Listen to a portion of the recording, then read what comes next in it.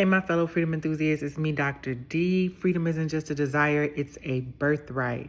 And around here, we define, declare, and decide it through alignment. Creating space. Creating space for the person that you know you are. The person that you know that God has shown you over and over and over again that this is the person that I have created you to be. Creating space to be in alignment with the desires of your heart. Oftentimes I find that when I'm talking to women and we are in these mentoring sessions and they're talking about the woman that they desire to be, and they're talking about how they truly know that this is what God wants for them. And yet they are not creating space daily to show up as that woman. There is a certain level of fake it until you make it that is necessary. It takes practice. It takes practice to show up and be the person that you're supposed to be in this world. And I don't think that we give ourselves the opportunity enough to do that. We truly don't. We are constantly showing up as what we need to for everyone else, and we're not showing up as the person that we are supposed to be. There's a difference. There's a difference between showing up as the person that you need to for others and not showing up as the person that you are supposed to be. There's oftentimes a disconnect between the two, right?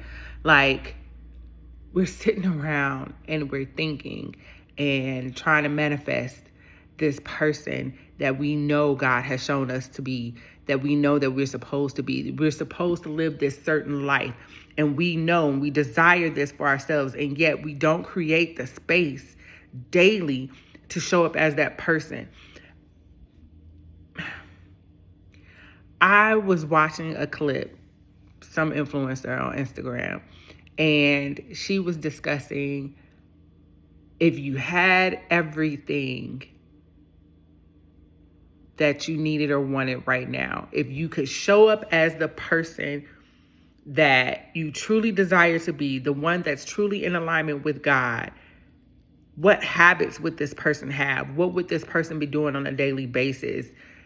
And it's simple stuff, right? Like, I know lots of times stuff is assigned to money for us, which that's a whole different discussion. But okay, you may not have the money today, but how does that person show up? For me, part of it is I am a world traveler. I know I am. I know I'm not meant to reside in one place and space permanently for too long. I'm meant to move around the world and experience the world as it is and take all of it in, because that's who I am, and that's what I am in alignment with God with, and I know that. So what does that person's habits look like every day? What does her daily habits look like? Number one, if I'm a world traveler, I'm not going to want to come home to a mess. If you know me, you know I love organization. I'm not coming home to a mess. I'm not coming home to clothes thrown all over the room because I was rushing packing, which has happened, and quite often, to be honest.